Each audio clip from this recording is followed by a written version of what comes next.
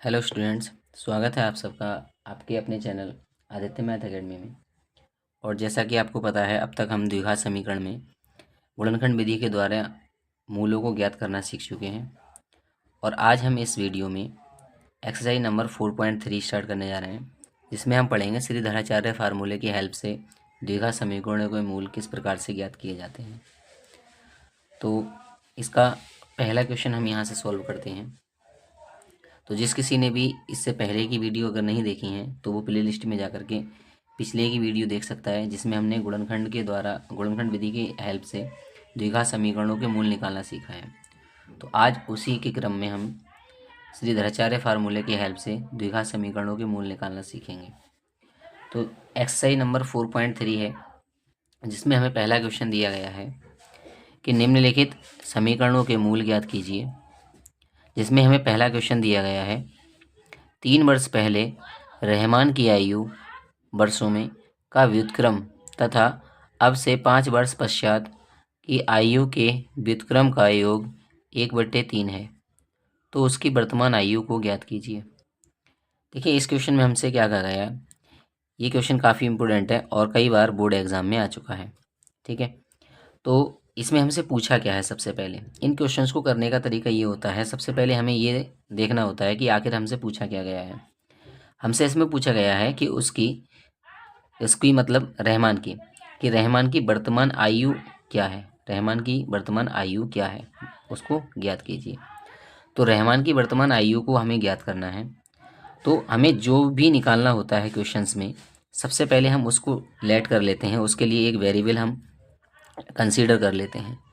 तो हम यहाँ से लिखेंगे सॉल्यूशन डाल करके, हम यहाँ सबसे पहले ये लिखेंगे कि माना रहमान की वर्तमान आयु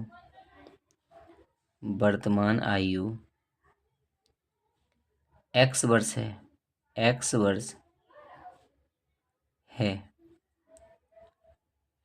तब अब हम इसके बाद क्या करते हैं, सबसे पहले हमने इसकी आयु को लेट कर लिया। इसके बाद हम क्वेश्चन को पढ़ते हैं दोबारा से, फिर हम देखते हैं कि कंडीशंस किस प्रकार से दे रखी हैं, उस प्रकार से हम यहाँ से हेल्प से इसे सॉल्व करते हैं। तो हमने यहाँ पर लेट की है रहमान की वर्तमान आयु। ठीक है, वर्तमान का मतलब अभी ये हुआ कि अभी जो प्रेजेंस में इसकी आयु है वह x वर्ष है। उसके बाद क्या कह रहे हैं, क्वेश्चन में ये कहा गया है कि 3 वर्ष पहले रहमान की आयु का व्युत्क्रम। तो सबसे पहले हम यहाँ से यहाँ तक ये क्वेश्चन पढ़ लेते हैं, इतना सॉल्व करते हैं। 3 वर्ष पहले रहमान की आयु का व्युत्क्रम हम ये निकालते हैं। तो देखिए, सबसे पहले हमसे यहाँ कहा गया है 3 वर्ष पहले। 3 वर्ष पहले का मतलब होता है पूर्व की बात कर रहा है ये। ठीक है, अब से यानी वर्तमान से 3 वर्ष पहले की बात कर रहे हैं। तो इसमें 3 वर्ष पहले की आयु हम निकाल लेते हैं रहमान की क्या होगी। तो 3 वर्ष पहले रहमान की आयु, तो 3 वर्ष पहले की बात कर रहे हैं। तो इस समय इसकी जो आयु है वह है x वर्ष। अब 3 वर्ष पहले क्या होगा, 3 वर्ष पहले इसकी 3 वर्ष आयु कम होगी। इसका मतलब हमें जो वर्तमान आयु दी गई है इसमें से हमें 3 वर्ष कम कर देने हैं। तो यहाँ से हो जाएगी x - 3 वर्ष, यानी 3 वर्ष पहले की ये आयु हो जाएगी। उसके बाद करें 3 वर्ष पहले की आयु का व्युत्क्रम। तो हमें इस आयु का क्या लिखना है, व्युत्क्रम। इसका व्युत्क्रम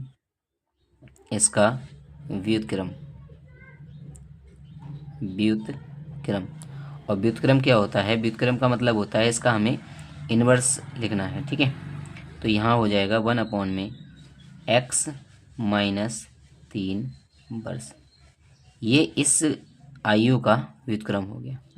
उसके बाद तो हमने यहाँ से यहाँ तक इसे सॉल्व कर लिया। इसके बाद और पढ़ते हैं आगे।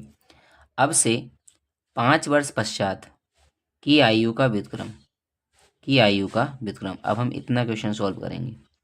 अब से 5 वर्ष पश्चात, 5 वर्ष पश्चात का मतलब ये होता है 5 वर्ष के बाद की बात कर रहे हैं, यानी ये भविष्यकाल की बात कर रहे हैं। अब तो हम यहाँ लिखेंगे 5 वर्ष पश्चात। तो 5 वर्ष पश्चात, पश्चात का मतलब हो गया बाद में, और जब कभी भी बाद में शब्द आता है तो हम क्या करते हैं, उस आयु को प्लस करते हैं। जितने वर्ष बाद की हमसे बात कर रहा है उस आयु को प्लस करते हैं, और जब पूर्व की बात करता है तो उस आयु को हम माइनस करते हैं जितने वर्ष पहले की बात की गई है। तो अब यहाँ पर 5 वर्ष पश्चात की जो आयु है रहमान की, वो ज्ञात करते हैं। तो रहमान की आयु, 5 वर्ष पश्चात रहमान की आयु, तो 5 वर्ष पश्चात क्या होगा, रहमान जो है वर्तमान में आयु जो है उससे क्या हो जाएगा, 5 वर्ष बढ़ जाएगा। यानी 5 वर्ष बढ़ने का मतलब क्या है, उसकी आयु 5 वर्ष ज़्यादा हो जाएगी। जब ज़्यादा हो जाएगी तो हम क्या करेंगे, जो 5 वर्ष हैं इसकी इस वर्तमान आयु में ऐड कर देंगे। तो ये हो जाएगा x + 5 वर्ष। ठीक है, रहमान 5 वर्ष बाद x + 5 वर्ष का हो जाएगा।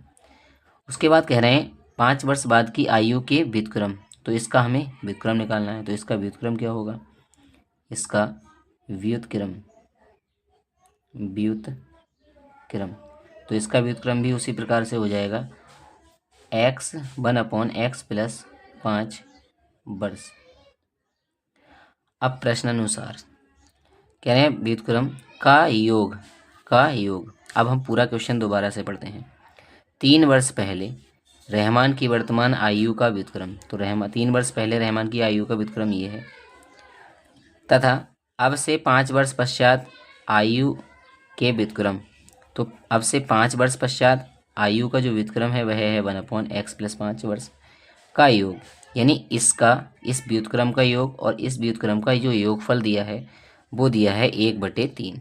ठीक है, तो अब हम यहाँ से लिखेंगे प्रश्न अनुसार, प्रश्न अनुसार, प्रश्न अनुसार क्या कहा है कि जो 3 वर्ष पहले की आयु है उसका व्युत्क्रम यानी 1/x - 3 और 5 वर्ष पश्चात रहमान की आयु का जो व्युत्क्रम है यानी 1/x + 5, 1/x + 5 का योगफल, योगफल के लिए प्लस लगाएंगे, का योगफल 1/3 है, 1/3 है। 1/3 है का मतलब ये हो जाएगा कि यह जो योगफल है वो 1/3 के बराबर है।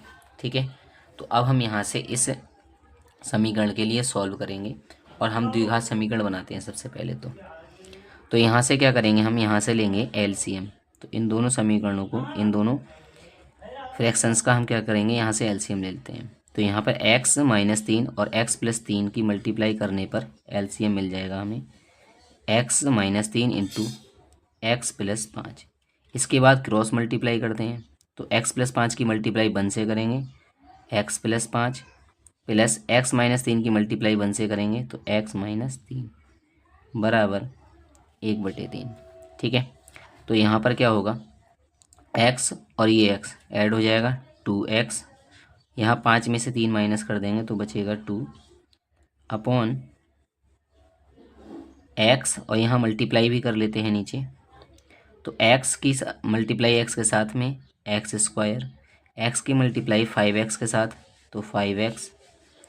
ठीक है, और उसके बाद -3 की मल्टीप्लाई x के साथ में -3x, -3 की मल्टीप्लाई 5 के साथ तो -15 बराबर 1/3।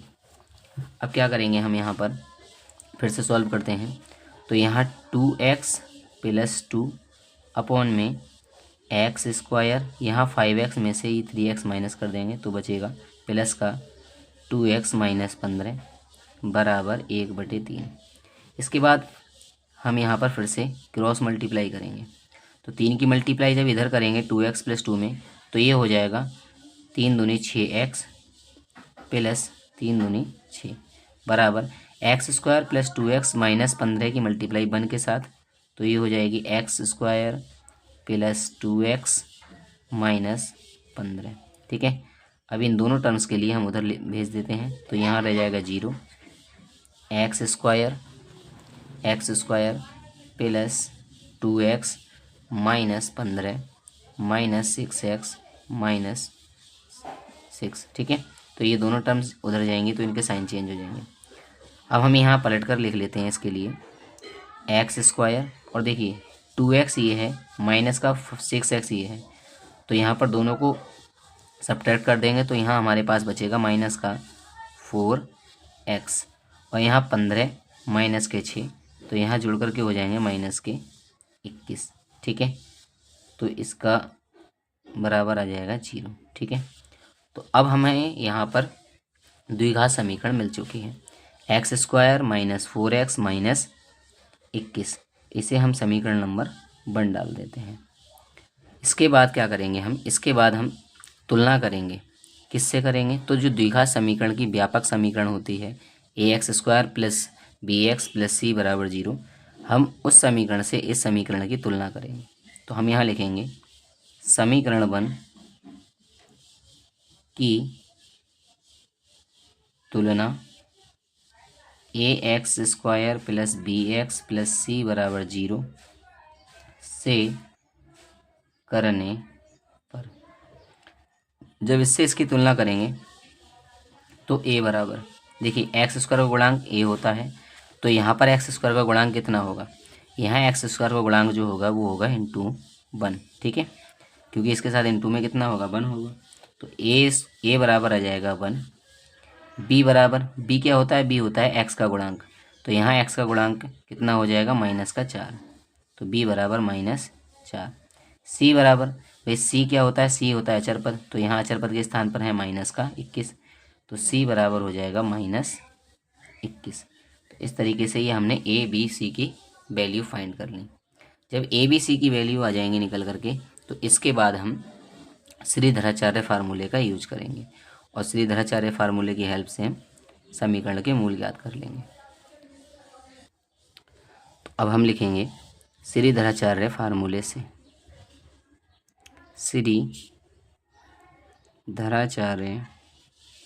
श्रीधराचार्य सूत्र से। तो श्रीधराचार्य सूत्र क्या होता है, x बराबर -b plus minus √ b² minus 4ac upon 2a। ठीक है, अब हम सभी की वैल्यू रखते हैं यहाँ पर, तो माइनस, अब b की वैल्यू कितनी है -4, तो इसे लगाएंगे -4 प्लस माइनस √ b², तो b का मान है -4, तो यहाँ लगाएंगे -4 का स्क्वायर, फिर -4ac, तो 4 और a की वैल्यू 1, c की वैल्यू -21। ठीक है, अपॉन 2a, a की वैल्यू 1। तो हम इसे आगे सॉल्व करते हैं। तो हमने यहाँ लिख लिया है, नोट कर लिया है कि -b इंटू में -b। अब देखिए यहाँ -b और -b इनकी हो जाएगी मल्टीप्लाई, तो ये हो जाएगा प्लस का, सॉरी b की वैल्यू यहाँ पर कितनी थी 4। ठीक है, तो ये -4 और यहाँ पर -4 का स्क्वायर। ठीक है, तो यहाँ पर माइनस और माइनस की गुणा हो जाएगी प्लस, तो यहाँ आ जाएगा 4 प्लस माइनस √ 4 का स्क्वायर यहाँ 16 है, माइनस और माइनस ये और माइनस ये मल्टीप्लाई हो जाएगी यहाँ प्लस, और 4 की और 21 की मल्टीप्लाई, 21 चौक 84, तो यहाँ हो जाएगा अपॉन में 2, तो ये आ जाएगा 4 प्लस माइनस √ 16 और 84 को जब जोड़ेंगे तो हो जाएगा 100/2। अब यहाँ से क्या करेंगे, 4 प्लस माइनस 100 का हम वर्गमूल ले लेंगे, तो 100 का वर्गमूल कितना आएगा 10/2, ये x बराबर आया। ठीक है, जब ये x बराबर आ जाएगा तो ये x के मूल आ गए निकल के। लेकिन अब हमें यहाँ पर x की वैल्यू फाइंड करने के लिए हमें एक बार प्लस लेना होगा इसमें से और एक बार माइनस, तो हम यहाँ लिखेंगे प्लस लेने पर x बराबर 4 प्लस 10/2, तो x बराबर हो जाएगा यहाँ पर 14/2, x बराबर 7।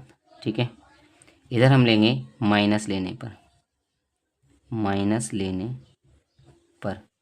तो यहाँ पर x बराबर 4 - 10/2, x बराबर हो जाएगा -6/2, तो x बराबर वैल्यू आएगी -3। ठीक है। अब थोड़ा ज़रा विचार कीजिए कि भाई हम यहाँ पर फाइंड क्या कर रहे हैं। हम यहाँ क्वेश्चन में ये फाइंड करना चाह रहे हैं कि रहमान की आयु क्या है। तो रहमान की आयु क्या हो सकती है भाई, इनमें से एक्स की दो वैल्यू आई हैं तो इनकी रहमान की आयु क्या हो सकती है। देखिए ये है पॉजिटिव मान, ये है नेगेटिव मान। क्या किसी की आयु माइनस में हो सकती है? तो आप कहेंगे भाई नहीं, ठीक है। इसका मतलब ये हुआ कि भाई इसी जो माइनस वाला मान है, ठीक है, वो तो गलत है और हमारा सही मान कौन सा आ जाएगा, 7, ठीक है। तो ये हमारा मान्य होगा, ठीक है। ये कैसा होगा, अमान्य होगा, ठीक है। तो ये हम यहाँ पर इसे नेगलेक्ट कर देंगे तो हमारे पास वैल्यू आ जाएगी एक्स की 7। अब हमने एक्स माना क्या था, हमने एक्स माना था रहमान की आयु। तो हम यहाँ पर लिख देंगे अतः रहमान की वर्तमान आयु 7 वर्ष है, ठीक है। तो ये हमारा आंसर होगा, ठीक है। तो आइए इसका इसी प्रकार से हम क्वेश्चन नंबर 2 सॉल्व करते हैं और मैं उम्मीद करता हूँ। तो इस हमें क्वेश्चन नंबर 2 दिया है। एक क्लास टेस्ट में नेहा के गणित तथा अंग्रेजी में प्राप्त किए गए अंकों का योग 30 है। यदि उसको गणित में 2 अंक अधिक और अंग्रेजी में 3 अंक कम मिले होते तो उसके अंकों का गुणनफल 210 होता है। उसके द्वारा दोनों विषयों में प्राप्त किए गए अंकों को ज्ञात कीजिए। देखो एक टेस्ट में गणित और अंग्रेजी का टेस्ट हुआ क्लास में, तो उसमें कहना है नेहा के गणित में और अंग्रेजी में जो अंक आए उनका टोटल 30 है, और अगर गणित में 2 अंक ज़्यादा और अंग्रेजी में 3 अंक कम आते तो जो अंक होते उनका गुणनफल 210 होता। तो उसके द्वारा अलग अलग विषय में यानी गणित में और अंग्रेजी में जो अलग अलग अंक प्राप्त हुए हैं हमें उन्हें ज्ञात करना है। तो हम यहाँ पर पहले मान लेते हैं कि माना नेहा के गणित में प्राप्त अंक, नेहा के जो गणित में प्राप्त अंक हैं उन्हें मान लिया हमने x हैं। तब अंग्रेजी में प्राप्त अंक, तो अंग्रेजी में कितने होंगे, तो वो होंगे 30 माइनस x। देखिए इधर समझते हैं, 2 सब्जेक्ट हैं मैथ और इंग्लिश। मैथ में जितने अंक मिलते हैं और अंग्रेजी में जितने अंक मिलते हैं उन दोनों का जो टोटल है वो 30 है। अब हमने ये मान लिया है कि माना नेहा के गणित में जो है x अंक आए हैं, मैथ में हमने मान लिया यहाँ पर x हैं। तो अब बात करते हैं इंग्लिश में कितने होंगे, तो इंग्लिश में x को इधर भेज देंगे तो इंग्लिश में कितने हो जाएंगे 30 माइनस x, ठीक है। इस तरीके से ये हमने यहाँ पर नोट कर लिया है। अब प्रश्न के अनुसार देखते हैं। प्रश्न में कंडीशन ये दी गई है कि अगर उसके गणित में 2 अंक ज़्यादा आते यानी इस समय x आए हैं, इनसे भी अगर 2 अंक ज़्यादा आते यानी x+2, और गणित में अंग्रेजी में 3 अंक कम आते, तो हम देख लेते हैं कि किस प्रकार से हमें यहाँ पर कंडीशन दी गई है। तो हम यहाँ लिखेंगे प्रश्न अनुसार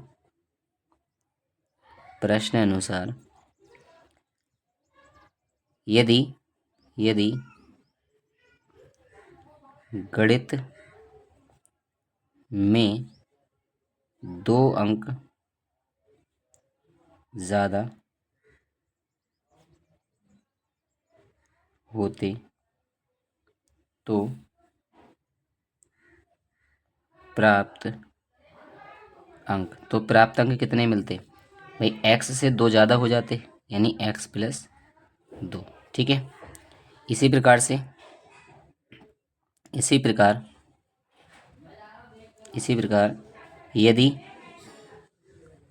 यदि अंग्रेजी में 3 अंक कम होते तो प्राप्त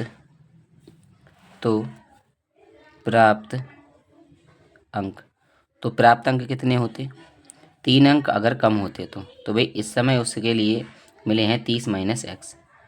तो 30 माइनस एक्स में से क्या होता, 3 अंक और कम हो जाते, यानी तब उसके लिए अंक जो मिलते वो मिलते 27 माइनस एक्स। ठीक है, अब क्वेश्चन की थ्योरी हम पुनः पढ़ते हैं। वो कह रहे हैं यदि उसको गणित में 2 अंक अधिक और अंग्रेजी में 3 अंक कम मिले होते, यानी अंग्रेजी में 3 अंक कम और गणित में 2 अंक ज़्यादा मिलते, यानी इतने इतने अगर अंक मिलते, मैथ में इतने और अंग्रेजी में इतने अंक मिलते, तो उनका गुणनफल, तो उसके अंकों का जो गुणनफल है वह 210 होता। इसका मतलब ये हो गया तो इसका मतलब ये हुआ कि भी यहाँ पर जो अंक मिले हैं, यानी 2 ज़्यादा होने पर और यहाँ 3 कम होने पर, इन दोनों का जो गुणनफल है वह 210 के इक्वल होगा। ठीक है, तब हम यहाँ पर लिखेंगे पुनः प्रश्नानुसार। तो यहाँ हो जाएगा x प्लस 2 और 27 माइनस एक्स बराबर 0, सॉरी 210, कितना हो जाएगा यहाँ पर 210। तो अब यहाँ पर मल्टीप्लाई कर लेते हैं x की 27 के साथ में 27x, x की x के साथ में एक्स स्क्वायर, यहाँ +2 और +27, तो 27 दूनी 54, और यहाँ 2 की x के साथ में माइनस का 2x बराबर 210। अब यहाँ क्या करते हैं 27x और ये है माइनस के 2x, तो यहाँ माइनस कर देंगे, घटा देंगे तो बचेंगे 25x, यहाँ माइनस का एक्स स्क्वायर प्लस का 54, और यहाँ से इस 210 को भी हम इधर कर लेते हैं, तो ये माइनस का हो जाएगा 210। ठीक है, अब हम यहाँ पर क्या करते हैं, अब हम यहाँ पर सब्ट्रैक्ट करते हैं इनके लिए। तो अब लिखेंगे हम माइनस एक्स स्क्वायर, ये वाला पद पहले लिख लिया, प्लस का 25x, और यहाँ माइनस के हैं और ये प्लस के हैं, तो इन्हें कर देंगे माइनस। तो यहाँ 10 में से 4 गए तो बचे 6, यहाँ 0, तो यहाँ से एक दहाई लेंगे, 10 में से 5 गए तो 5। ठीक है, और यहाँ 1। ठीक है, तो ये माइनस का बचेगा 156 बराबर 0। अब पूरी समीकरण से माइनस को कॉमन लेकर 0 में भेज देंगे, तो ये हो जाएगा एक्स स्क्वायर माइनस का 25x और प्लस का 156 बराबर 0। अब क्या करेंगे, यहाँ पर इसकी तुलना करेंगे इसकी जनरल इक्वेशन से द्विघात समीकरण की, तो वहाँ से हमारे लिए वैल्यू निकल के आएंगी जिस प्रकार से हमने पिछले क्वेश्चन में निकाली थी। तो यहाँ से एक्स स्क्वायर का गुणांक कितना हो जाएगा 1, तब यहाँ पर हो जाएगा a बराबर 1 और b बराबर एक्स का गुणांक यानी -25, तो b बराबर -25 और c बराबर हो जाएगा 156। ठीक है, तो अब हम इसे श्रीधराचार्य से ज्ञात करते हैं। हम यहाँ लिखेंगे श्रीधराचार्य सूत्र से क्या होता है, x is equal to -b plus minus √b² -4ac upon 2a। तो माइनस b की वैल्यू लगाएंगे -25 प्लस माइनस √-25 का स्क्वायर -4a की वैल्यू 1, c की वैल्यू 156 अपॉन में 2 इंटू a की वैल्यू 1। तो यहाँ माइनस और माइनस प्लस हो जाएगा। ठीक है, माइनस और माइनस यहाँ प्लस हो जाएगा, तो यहाँ माइनस माइनस प्लस हो जाएगा, तो यहाँ लिखेंगे 25 प्लस माइनस √ यहाँ 25 का स्क्वायर करेंगे तो -25 का स्क्वायर करेंगे तब भी प्लस हो जाएगा, तो ये प्लस हो जाएगा 625। यहाँ 4 की मल्टीप्लाई कर लेते हैं, 4 छंग 24 हासिल 2, 4 पंजे 20 और 2 22 हासिल 2, 4 एकम 4 और 2 6। ठीक है, अपॉन में 2, तो ये आ जाएगा 25 प्लस माइनस √ 625 में से 624 घटाएंगे 1, यहाँ बचेगा 2, और 1 का √ अगर लेंगे हम यहाँ पर तो रहेगा 1 ही रहेगा, प्लस और ये माइनस अपॉन में 2। तो ये x की वैल्यू आ गई निकल करके। अब क्या करेंगे हम यहाँ से एक्स के दोनों मान आ चुके हैं यहाँ से। अब हम प्लस और माइनस लेकर के एक्स की वैल्यू को अलग अलग फाइंड करेंगे। ठीक है, तो हम एक जगह लिखेंगे प्लस करने पर, एक जगह लिखेंगे माइनस करने पर। तो हम यहाँ लिखते हैं प्लस करने पर, सॉरी प्लस लेने पर, प्लस लेने पर। तो x बराबर हो जाएगा 25 प्लस 1/2, x बराबर 26/2, यानी x बराबर हो जाएगा 13। ठीक है, अब हम इधर लिखेंगे माइनस लेने पर, माइनस लेने पर। तो 25 सॉरी x बराबर 25 माइनस 1/2, x बराबर हो जाएगा 24/2, यानी x बराबर आ जाएगा 12। अब दोनों ही पॉजिटिव वैल्यू हैं, 13 और 12, तो दोनों मान हो सकते हैं। ठीक है, तो यहाँ पर इसका मतलब ये हो जाता है कि अगर x का, यानी x क्या था, x थे गणित में प्राप्त अंक। ठीक है, तो अगर गणित में उसके लिए 13 अंक प्राप्त होते हैं तो फिर अंग्रेजी में कितने प्राप्त होंगे, तो अंग्रेजी में 17 आए होंगे। ठीक है, और गणित में अगर उसके लिए 12 अंक प्राप्त होते हैं तो अंग्रेजी में 18 आए होंगे। इसलिए दोनों आंसर हमारे यहाँ पर हो सकते हैं। ठीक है, तो हम लिखेंगे यदि यदि x बराबर 13, ठीक है, तब गणित में प्राप्त अंक, गणित में हमने x माने थे यानी x की वैल्यू आ गई 13, तो आ जाएंगे 13। और अंग्रेजी में प्राप्त अंक तो कितने हो जाएंगे, 17।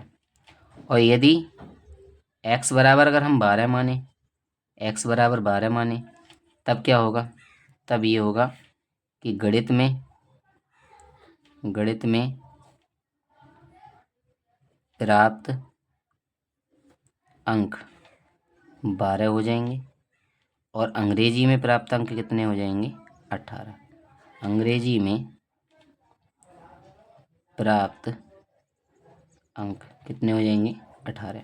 ठीक है, चाहे आप ये आंसर दे सकते हैं, ये दे सकते हैं, लेकिन क्वेश्चन अगर आएगा तो हमें इस प्रकार से दोनों आंसर को देना होगा, क्योंकि यहाँ पर x की दोनों वैल्यू पॉजिटिव हैं।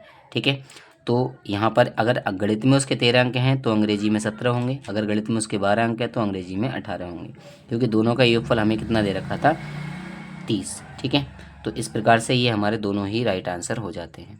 ठीक है, तो आइए अब हम इसका क्वेश्चन नंबर 3 सॉल्व करते हैं। क्वेश्चन नंबर 3 दिया है सॉरी, एक आयताकार खेत का विकर्ण उसकी छोटी भुजा से 60 मीटर अधिक लंबा है। यदि बड़ी भुजा छोटी भुजा से 30 मीटर अधिक हो तो खेत की भुजाएं ज्ञात कीजिए। देखिए, यहाँ पर ये कहा गया है कि एक आयताकार खेत है। ठीक है, ये आयताकार खेत है, तो जो इसकी बड़ी भुजा है हमने मान लिया ABCD, ये एक आयताकार खेत है, तो इसकी जो बड़ी भुजा होंगी वो क्या होंगी, AB और CD। ठीक है, और छोटी भुजा कौन सी होंगी, AD और BC। तो कह रहे हैं इसका विकर्ण, इस खेत का विकर्ण क्या होता है, जब आमने सामने के शीर्षों को मिला दिया जाता है तो हमें विकर्ण प्राप्त होता है। चूँकि खेत आयताकार है, ठीक है, तो यहाँ हमें पता है कि यह जो एंगल बनेगा ये 90 डिग्री होगा। ठीक है, ये 90 डिग्री होगा। अब हमसे ये कहा गया है कि आयताकार खेत का विकर्ण उसकी छोटी भुजा से 60 मीटर अधिक लंबा है। छोटी भुजा से, यानी छोटी भुजा ये है। ठीक है, तो अब यहाँ पर किस प्रकार से कह रहे हैं, अब ये भी पता है हमें जो आयताकार आकृति होती है उसमें आमने सामने की भुजाएं कैसी होती हैं, बराबर होती हैं। ये लंबाई आमने सामने की बराबर होगी, चौड़ाई भी आमने सामने की बराबर होगी। तो सबसे पहले हम यहाँ देखते हैं कि भाई यहाँ का है विकर्ण उसकी छोटी भुजा से 60 मीटर अधिक लंबा है। यदि बड़ी भुजा छोटी भुजा से 30 मीटर अधिक हो, किससे, छोटी भुजा से, तो यहाँ पर दोनों ही कंडीशन में हमें ये दिखाई दे रहा है कि भाई छोटी भुजा से तुलना की गई है उसके विकर्ण की और बड़ी भुजा की भी। तो हम यहाँ पर छोटी भुजा को लेट कर लेते हैं। हम मान लेते हैं इसकी जो छोटी भुजा है वो x मीटर है, ठीक है। इसकी जो छोटी भुजा है वो x मीटर है। तो सबसे पहले हम यहाँ लिख लेते हैं, हम लिखेंगे माना खेत की छोटी भुजा x मीटर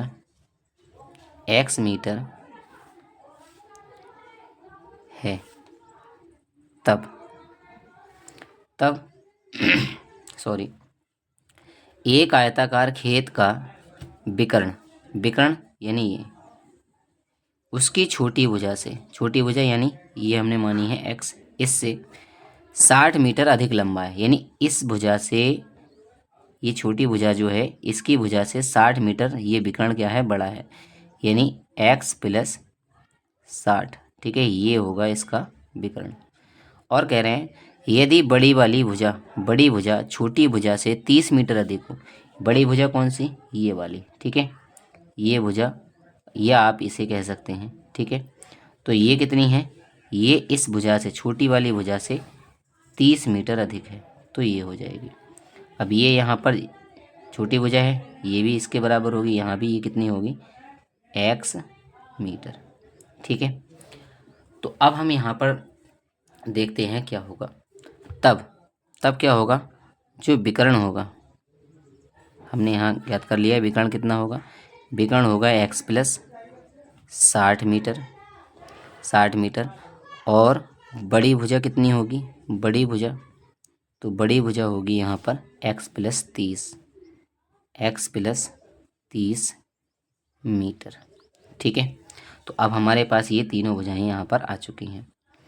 अब आयताकार जो आकृति होती है उसमें क्या होता है, विकर्ण खींचने पर ये दो त्रिभुजों में डिवाइड हो जाती है। तो इसमें जो एक त्रिभुज होता है वह कैसा होता है, समकोण त्रिभुज बनता है, क्योंकि इसमें ये 90 डिग्री होता है। और जहाँ समकोण त्रिभुज बनता है वहाँ पाइथागोरस प्रमेय काम करती है। तो पाइथागोरस प्रमेय की हेल्प से हम इसे सॉल्व करेंगे। तो हम यहाँ लिखेंगे त्रिभुज ए बी सी में पाइथागोरस प्रमेय से।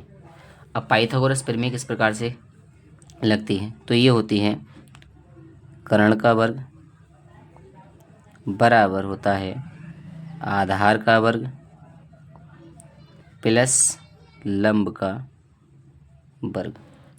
अब ये क्या होते हैं, कर्ण, आधार और लंब। तो त्रिभुज की अगर बात करें हम, किसी भी त्रिभुज में अगर कोई समकोण त्रिभुज होता है इस तरीके से, तो ये 90 डिग्री होता है इसमें, और 90 के सामने वाली जो भुजा होती है वो कर्ण होती है, और ये जो भुजा होती है ये सबसे बड़ी भुजा होती है। और ये जिस भुजा के आधार पर ये त्रिभुज बना होता है उसके लिए आधार कहा जाता है, और जो सीधी भुजा होती है 90 डिग्री पर उसके लिए लंब कहा जाता है, ठीक है। तो सेम इसी प्रकार से हम इस त्रिभुज में देखते हैं ए बी सी में।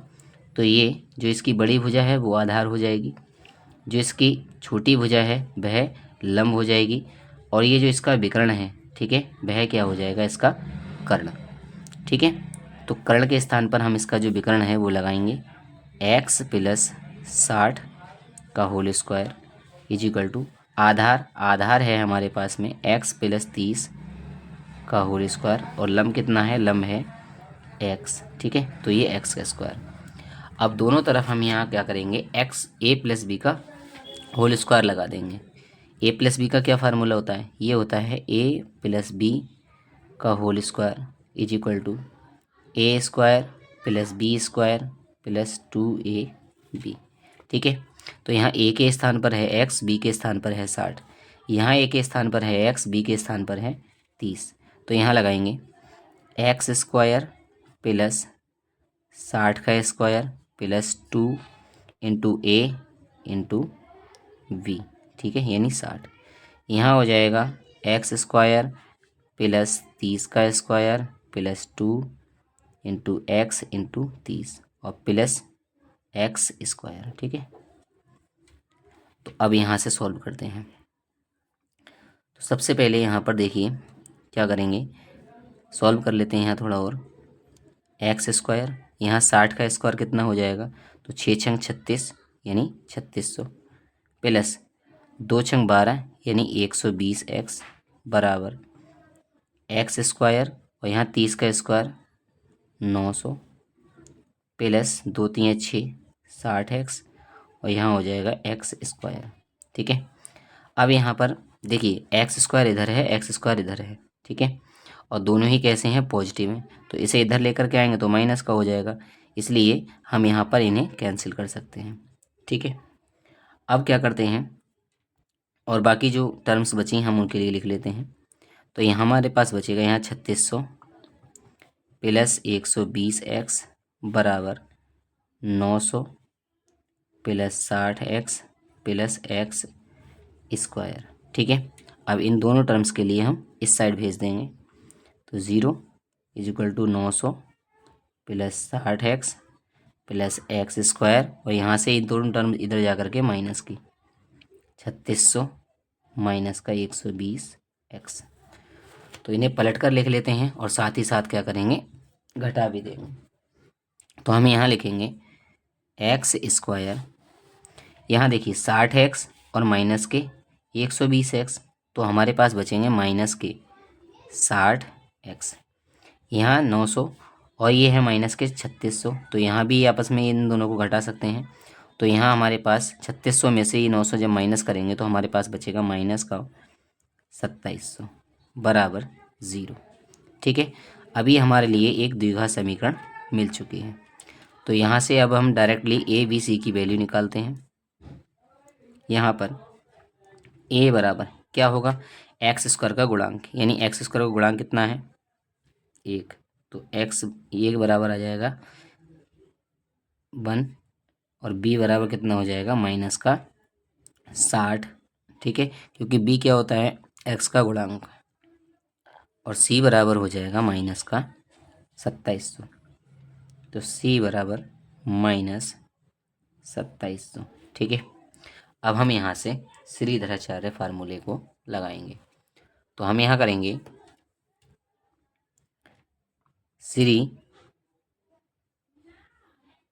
श्रीधराचार्य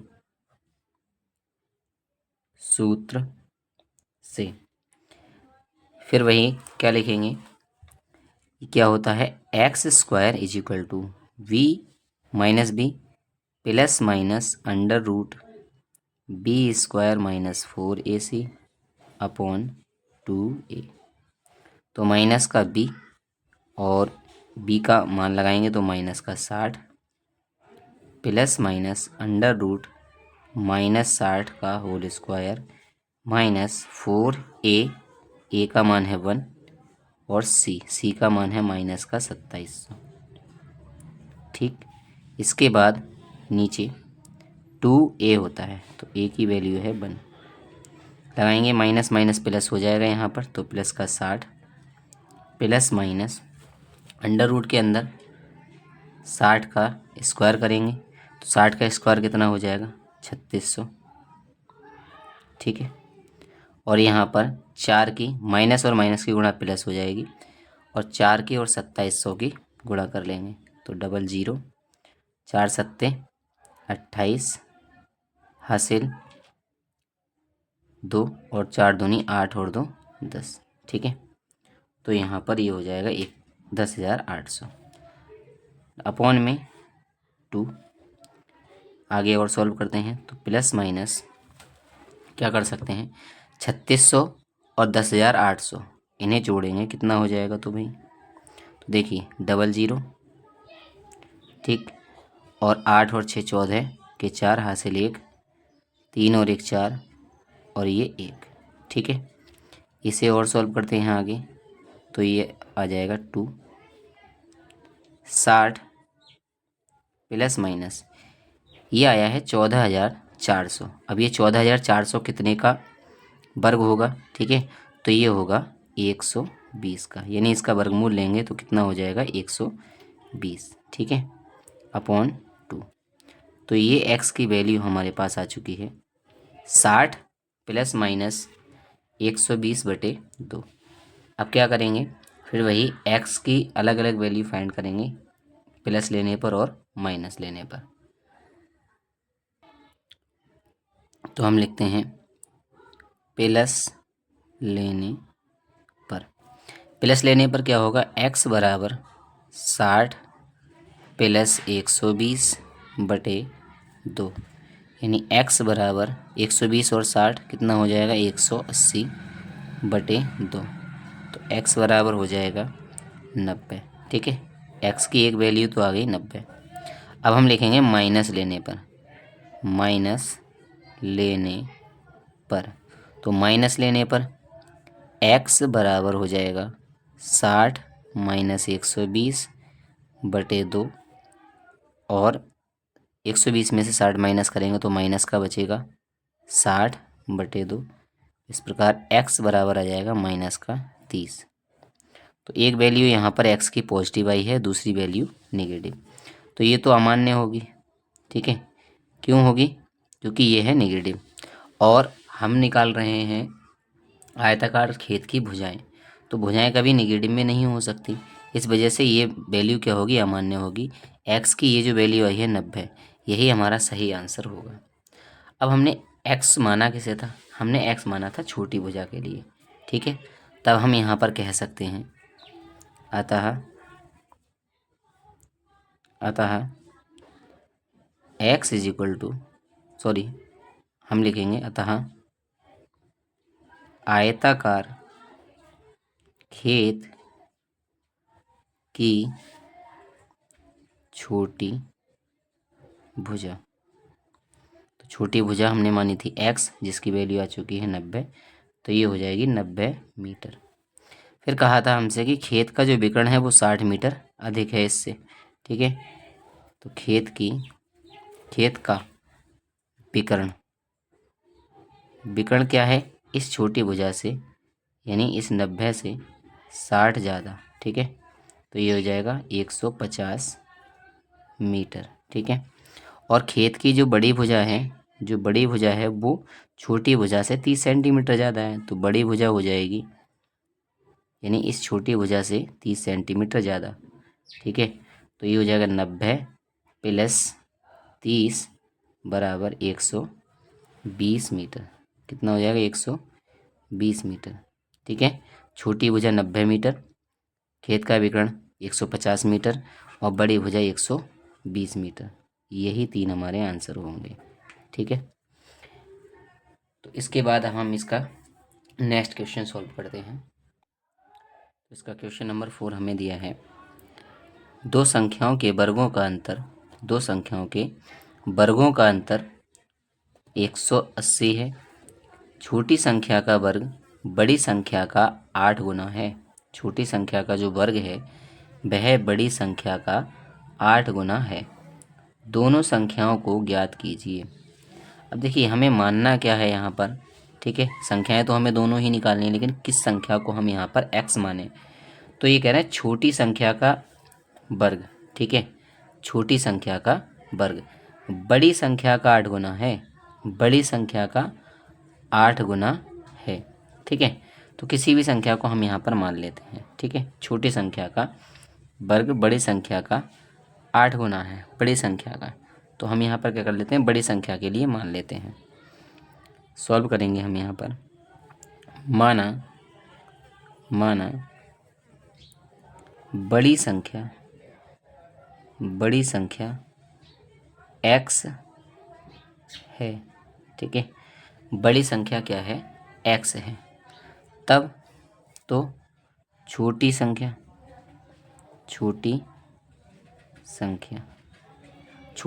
क्या होगी। तो देखिए उन्होंने कहा है छोटी संख्या का वर्ग बड़ी संख्या का 8 गुना है, बड़ी संख्या का 8 गुना है। तो छोटी संख्या क्या होगी, छोटी संख्या का वर्ग, यानी छोटी संख्या का वर्ग कर लेते हैं। तो छोटी संख्या जो होगी उसका वर्ग क्या होगा, बड़ी संख्या का 8 गुना, यानी छोटी संख्या का जो वर्ग है वो बड़ी संख्या का 8 गुना है। ठीक है, तो इसका मतलब ये हो गया कि जो छोटी संख्या है इसका जो होल स्क्वायर है, बड़ी संख्या कितनी मानी है एक्स, इसका मतलब ये कितना हो जाएगा 8x। ठीक है, तो कह रहे हैं दोनों संख्याओं को ज्ञात कीजिए।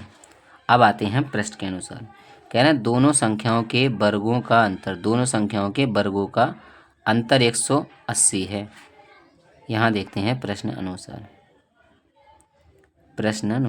ठीक है, दोनों संख्याओं के वर्गों का अंतर, यानी दोनों संख्याएं कौन सी, छोटी संख्या और बड़ी संख्या, इन दोनों के वर्गों का अंतर 180 है। इन दोनों के वर्गों का अंतर 180 है। तो देखिए दोनों के वर्गों का अंतर, तो बड़ी संख्या का वर्ग यानी बड़ी संख्या का वर्ग निकालेंगे और छोटी संख्या का वर्ग निकालेंगे, और जब इन्हें घटाएंगे तो 180 के बराबर आएगा। इसका मतलब ये हुआ कि बड़ी संख्या का वर्ग, बड़ी संख्या का जो वर्ग है और छोटी संख्या का वर्ग, छोटी संख्या का वर्ग, बड़ी संख्या का वर्ग में से जब छोटी संख्या का वर्ग घटाया जाएगा तो इनका बनेगा अंतर, और यह अंतर किसके बराबर है 180 के। तो ये अंतर है 180 के बराबर। ठीक है, अब देखिए बड़ी संख्या का वर्ग, तो बड़ी संख्या हमने मानी क्या है, तो बड़ी संख्या हमने मानी है x, तो यहाँ रख देंगे x, तो ये बन जाएगा x² माइनस छोटी संख्या का वर्ग, छोटी संख्या का वर्ग, तो छोटी संख्या का तो वर्ग हमें गिवन दे रखा है, छोटी संख्या का जो वर्ग दे रखा है वो क्या है 8x, क्योंकि वो बड़ी संख्या का 8 गुना है। तो इसकी जगह यानी इस छोटी संख्या का जो होल स्क्वायर है इसकी जगह, पूरे की जगह हम यहाँ रख देंगे 8x बराबर 180। तो इस 180 को इधर ले आएंगे, x² माइनस का 8x, और यहाँ हो जाएगा 180 बराबर 0। ठीक है, तो ये हमारे लिए एक द्विघात समीकरण मिल चुकी है। अब हम इस द्विघात समीकरण की व्यापक समीकरण जो होती है उससे हम तुलना करेंगे। ठीक है, तब क्या होगा, हम यहाँ लिखेंगे, यहाँ a इक्वल टू कितना होगा, तो a बराबर होगा यहाँ पर x² का गुणांक जो होता है। ठीक है, यहाँ x² का गुणांक कितना है 1, तो a बराबर हो जाएगा 1। b बराबर होता है x का गुणांक, तो x का गुणांक है यहाँ -8, तो b बराबर -8, और c बराबर हो जाएगा 180। ठीक है, यानी माइनस का 180। फिर हम यहाँ पर क्या करेंगे, श्रीधराचार्य फार्मूला लगा देंगे। ठीक है, तो हम लिखते हैं यहाँ पर, अब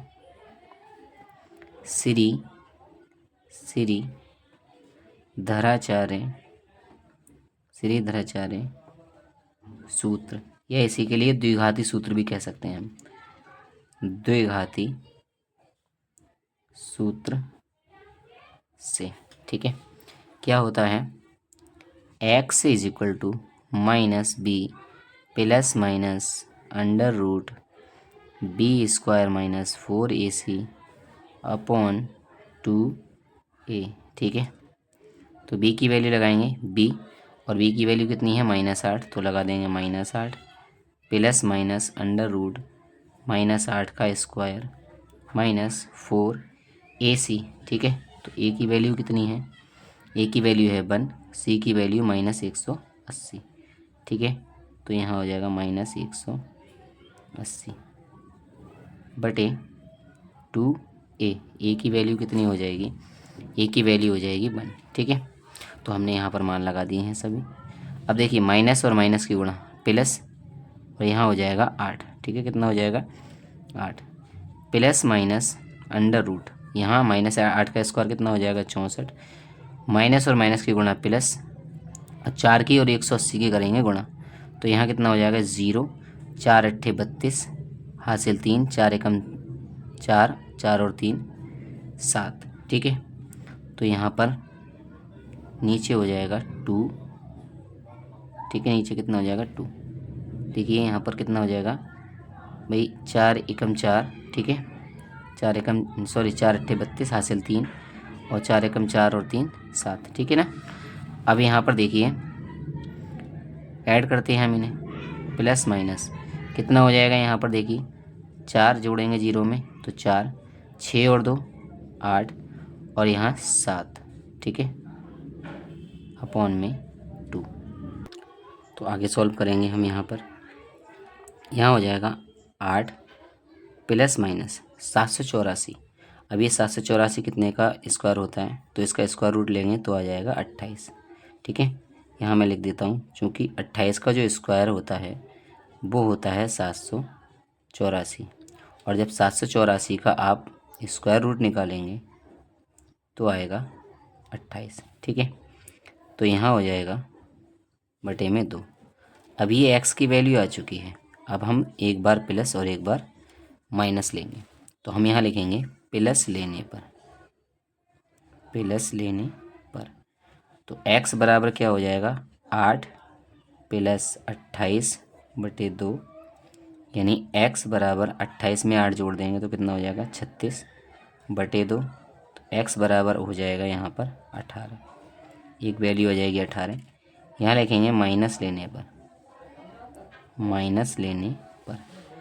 तो x बराबर मिलेगा 8 माइनस 28 बटे 2, और 28 में से 8 को माइनस करेंगे तो बचेगा माइनस का 20 बटे 2, यानी x बराबर माइनस का 10। ठीक है, x बराबर माइनस का 10। तो अब क्या करेंगे भाई, यहाँ एक वैल्यू माइनस में आई है, एक वैल्यू प्लस में आई है। अब चूँकि हमें संख्याएं ज्ञात करनी है, ना कि किसी भी हमें जिस तरीके से पीछे निकाला था, हमें ना तो साइड ज्ञात करनी है ना ही किसी की आयु, यहाँ संख्याओं की बात हो रही है। तो संख्याएं तो भाई पॉजिटिव भी हो सकती हैं और नेगेटिव भी हो सकती हैं, तो हमारा आंसर ये भी हो सकता है और ये भी, लेकिन डिपेंड करता है एक्स के मान पर। अगर एक्स का मान ये लेंगे, ठीक है, अगर हम एक्स का मान ये लेंगे तो हमारे पास भुजाएं कौन कौन सी आएंगी, और एक्स का मान अगर -10 लेंगे तो भुजाएं कौन कौन सी आएंगी। ठीक है, तो इस तरीके से हम यहाँ पर पॉजिटिव या नेगेटिव दोनों संख्याओं को हम यहाँ पर ले सकते हैं। तब हम लिखेंगे यहाँ पर, तो हम लिखेंगे यदि x बराबर 18 हो, ठीक है, तब x क्या माना था हमने, x माना था बड़ी भुजा। ठीक है, तब हम ये कह सकते हैं बड़ी भुजा। तो जो बड़ी भुजा होगी वो कितनी हो जाएगी 18 मीटर। एक ये आ गया, और उसमें हमसे ये कहा था कि छोटी संख्या का जो वर्ग है, और हमारे पास क्या गिवन था कि छोटी संख्या का जो स्क्वायर है वो इसका, यानी ये जो भुजा है 18 मीटर, इसका 8 गुना है। तो ये हो जाएगा 18 × 144। अब 144 क्या होता है, 144 होता है 12 का स्क्वायर। ठीक है, तो हम यहाँ से छोटी संख्या फाइंड करेंगे। तो जब हम इसका दोनों तरफ वर्गमूल लेंगे तो छोटी संख्या आ जाएगी, छोटी संख्या क्या आ जाएगी, तो वो आ जाएगी प्लस माइनस 12, यानी छोटी संख्या इनमें से कोई भी हो सकती है, या तो प्लस की 12 हो सकती है या माइनस की 12। ठीक है, तो इस प्रकार से ये हमारे आंसर हो जाते हैं। लेकिन अगर x का मान -2 होगा तो हम यहाँ लिखेंगे यदि x बराबर -10, तब तो बड़ी संख्या तो हमारे पास -10 हो सकती है, बड़ी संख्या -10 हो जाएगी। लेकिन यहाँ से अगर हम छोटी संख्या फाइंड करें तो छोटी संख्या का होल स्क्वायर हमें क्या दिया था, इसका जो वर्ग दिया था वो 8 गुना दिया था इसका। बड़ी संख्या का वर्ग कितना दिया था, थोड़ी बड़ी संख्या का 8 गुना था ये। तो यहाँ हो जाएगा -10 गुणा 8, ये हो जाएगा -80। ठीक है, अब ये है छोटी संख्या का स्क्वायर। लेकिन अगर वर्गमूल लेंगे तो क्या आएगा, छोटी संख्या बराबर हो जाएगा √-80। अब ये √-80 क्या है भाई, √-80 है तो इसका तो हम वर्गमूल ले नहीं सकते। ठीक है, तो ये क्या हो जाएगा, ये हो जाएगी काल्पनिक संख्या। कैसी हो जाएगी, काल्पनिक संख्या। तो इसलिए ये क्या होगा, इसे हम यहीं छोड़ देंगे। ठीक है, ये हमारा अमान्य मान हो जाएगा, इसलिए हम यहाँ पर इसे मान्य नहीं कर सकते। ठीक है, तो ये हमारा आंसर नहीं होगा। हमारे आंसर होंगे 18 मीटर और प्लस माइनस का 12। ठीक है, तो यहाँ पर बड़ी संख्या हो जाएगी, बड़ी भुजा हो जाएगी 18 मीटर, और छोटी संख्या क्या हो जाएगी +- 12 मीटर, यानी 1 + एक माइनस, ठीक है। या हम ऐसे भी कह सकते हैं यहाँ पर, अतः बड़ी भुजा, बड़ी भुजा, ठीक है, सॉरी, बड़ी संख्या, बड़ी संख्या। तो बड़ी संख्या यहाँ क्या हो जाएगी, 18, 18, और छोटी संख्या क्या हो जाएगी, छोटी संख्या, छोटी संख्या हो जाएगी यहाँ पर 12 या -12, सॉरी यहाँ मीटर नहीं होगा, ठीक है, क्योंकि हम संख्या की बात कर रहे हैं यहाँ पर, ठीक है। तो ये हमारे राइट आंसर होंगे, बड़ी भुजा 18, छोटी संख्या 12 या -12 कुछ भी हो सकती है, ठीक है। तो ये हमारे राइट आंसर है। तो नेक्स्ट हम क्वेश्चन करते हैं इसका। नेक्स्ट क्वेश्चन क्या दिया है, तो क्वेश्चन नंबर 5 इसका दे रखा है, एक रेलगाड़ी एक समान चाल से, इसे इम्पोर्टेंट डाल लेंगे क्योंकि ऐसे क्वेश्चन ही हमारे एग्ज़ाम में पूछे जाते हैं। हम यहाँ लिखेंगे, एक रेलगाड़ी एक समान चाल से 360 किलोमीटर की दूरी तय करती है। यदि यह चाल 5 किलोमीटर प्रति घंटा अधिक होती तो वह उस यात्रा में 1 घंटा समय कम लेती। रेलगाड़ी की चाल ज्ञात कीजिए। क्या ज्ञात करना है हमें, रेलगाड़ी की चाल। तो हम यहाँ पर मान लेते हैं कि माना रेलगाड़ी की प्रारंभिक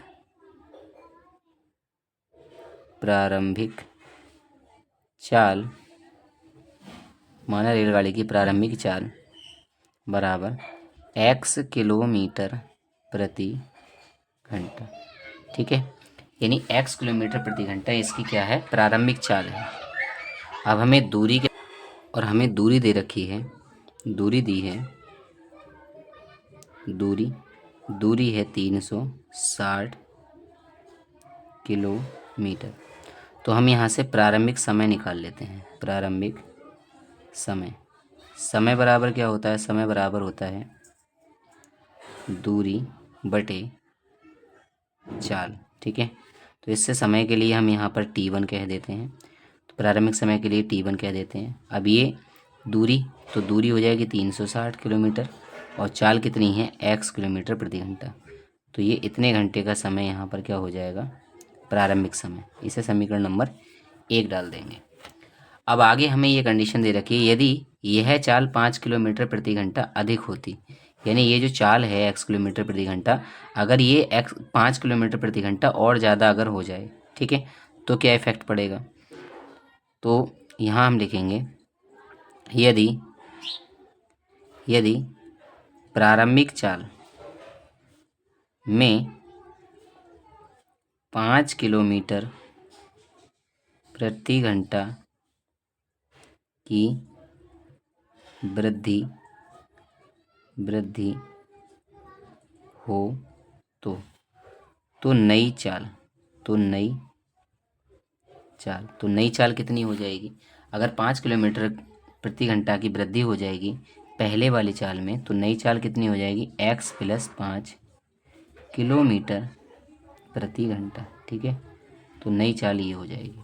अब दूरी तो हमारे पास वही दे रखी है, तो कह रहे हैं उसी दूरी को तय करने में जो समय लगेगा, ठीक है, तो समय हम यहाँ पर निकाल देते हैं, यानी नया जो समय आएगा, नया समय, तो फिर वही दूरी बटे चाल। तो दूरी है 360 और चाल x + 5, ठीक है, तो इतने घंटे का उसे समय लगेगा। इसे समीकरण नंबर डाल देते हैं 2। अब हम यहाँ लिखेंगे प्रश्न अनुसार।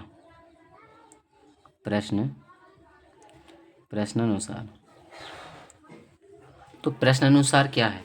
अब देखिए, प्रश्न में हमसे ये कहा गया है कि एक समान चाल से रेलगाड़ी जाती है तो 300 किलोमीटर की दूरी तय करती है, ठीक है।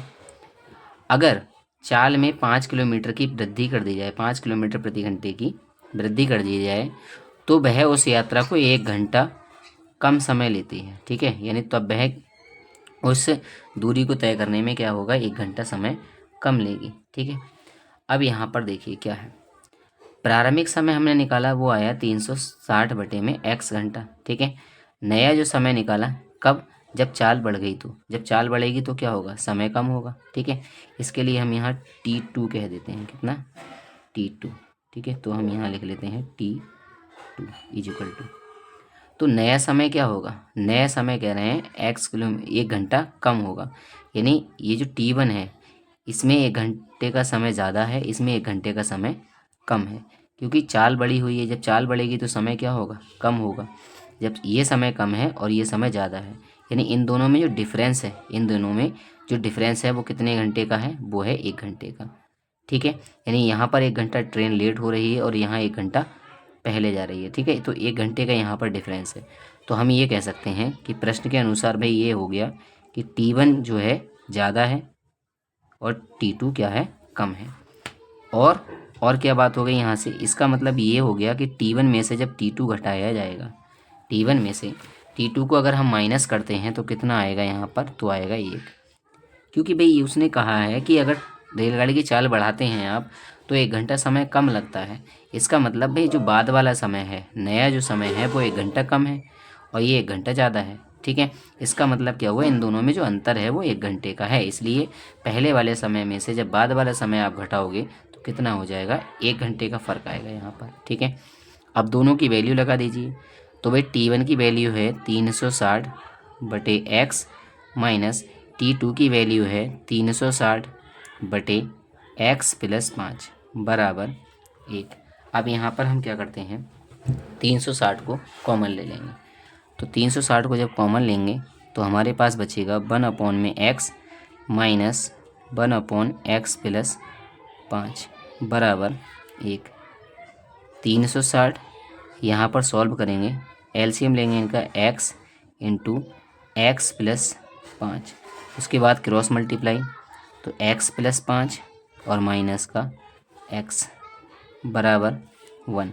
यहाँ x से ये x कैंसिल हो जाएगा, ऊपर बचेगा 360 गुणा 5, नीचे मल्टीप्लाई कर लेंगे इन दोनों की, तो एक्स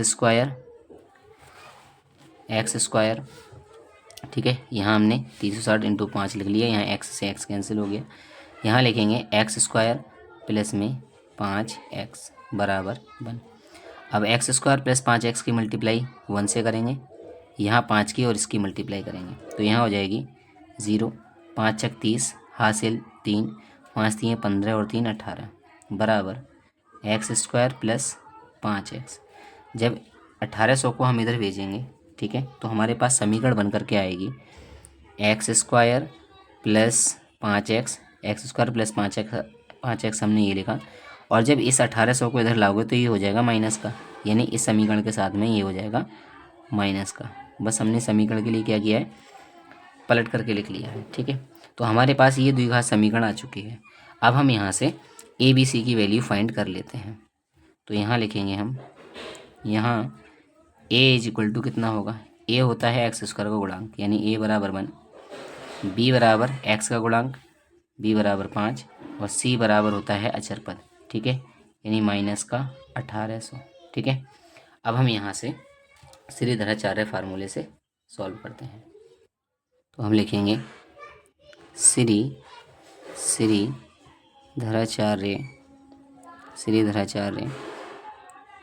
सूत्र से क्या है, x बराबर minus B plus minus under root B square minus 4ac upon 2a। तो b की वैल्यू कितनी आई है, तो b की वैल्यू आई है 5। ठीक है, तो हम लगा देंगे 5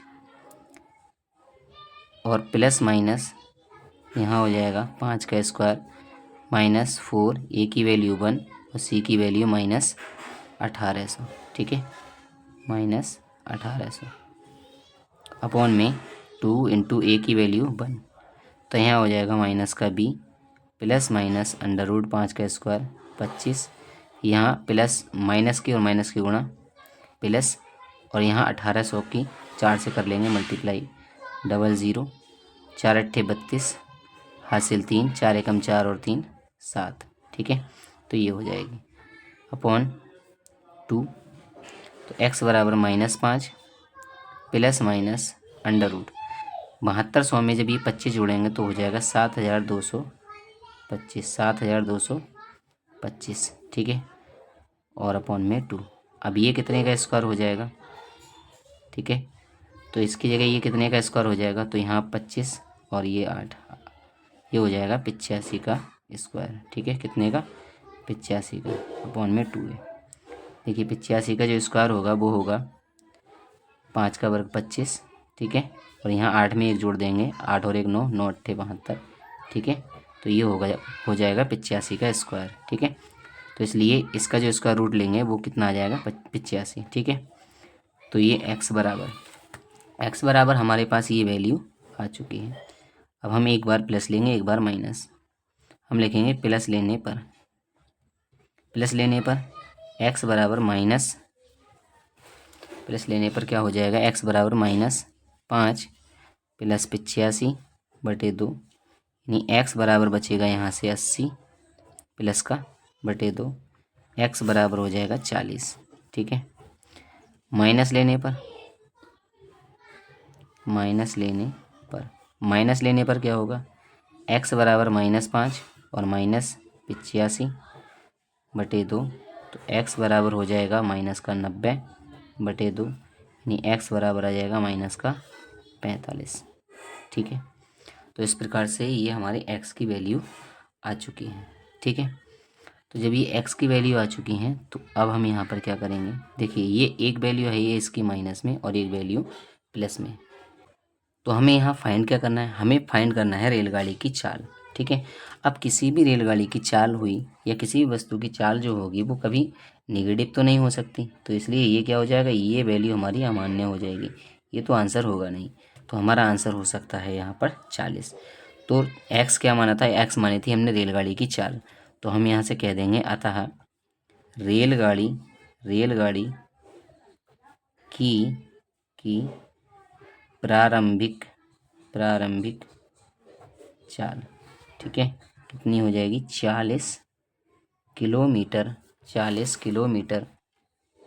किलोमीटर प्रति घंटा, ठीक है, ये हमारा आंसर होगा, ठीक।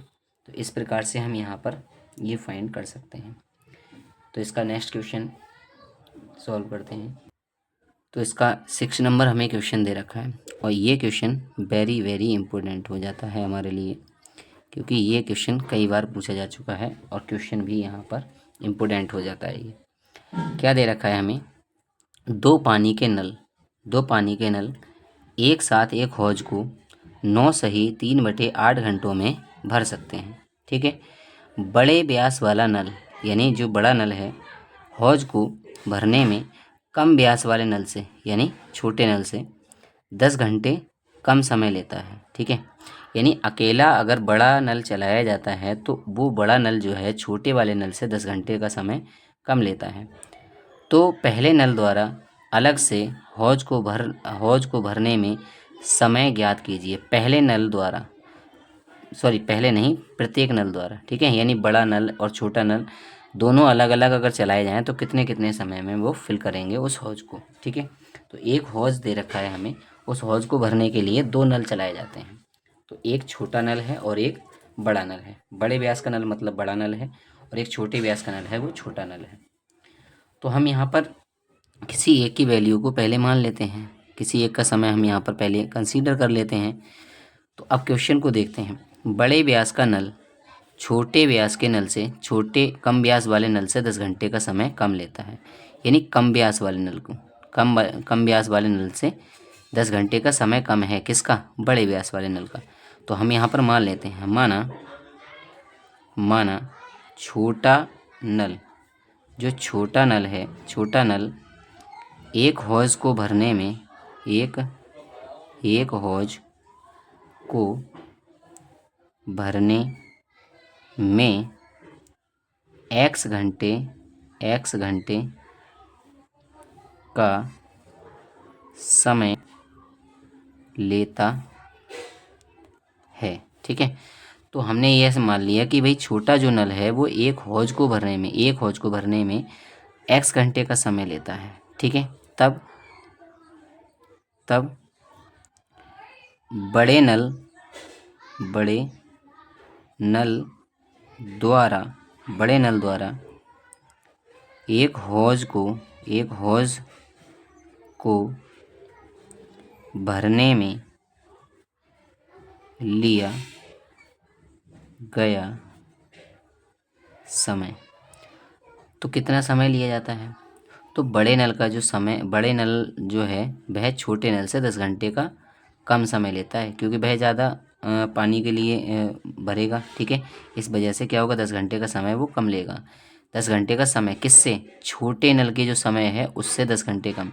तो छोटे नल का जो समय है वह है x घंटे, यानी इस x में से 10 घंटे का समय कम लेगा बड़ा नल जो है। ठीक है, तो इसका मतलब अब यहाँ पर समझ लीजिए कि x घंटे हैं, x घंटे में छोटा वाला नल एक हौज को भरता है और x माइनस 10 घंटे में बड़ा वाला नल इस हौज को भरता है।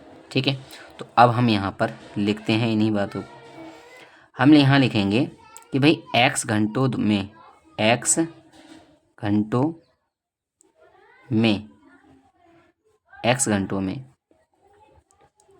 छोटे नल द्वारा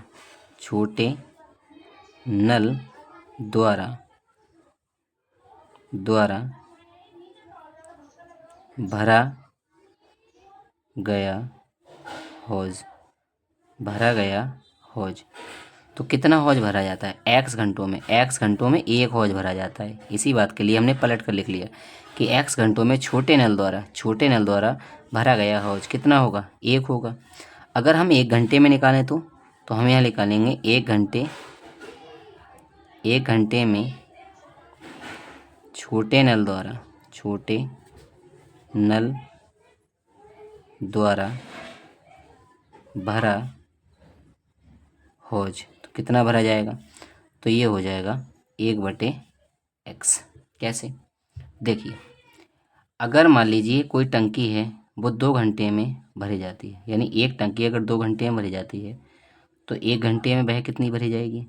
तो आप कहेंगे 1/2, यानी आधी भरी जाएगी। 2 घंटे में अगर एक टंकी भरी जाती है तो 1 घंटे में कितनी भरी जाएगी? आधी भरी जाएगी। तो वही है कि ये जो संख्या होगी कहाँ चली जाएगी? इसके बटे में।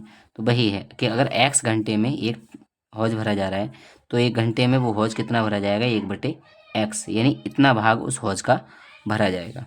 ठीक है, सेम यही बात हम क्या करेंगे, बड़े नल के लिए लिखेंगे। तो हम लिखेंगे बड़े नल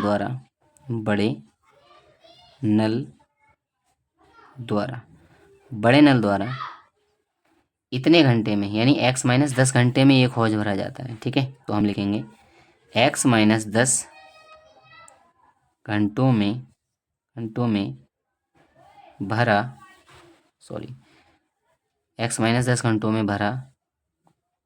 हौज तो कितना भरा जाता है? x माइनस 10 घंटों में बड़े के नल द्वारा भरा जाता है 1 हौज। ठीक है, तो अब इसके लिए भी हम निकालेंगे कि 1 घंटे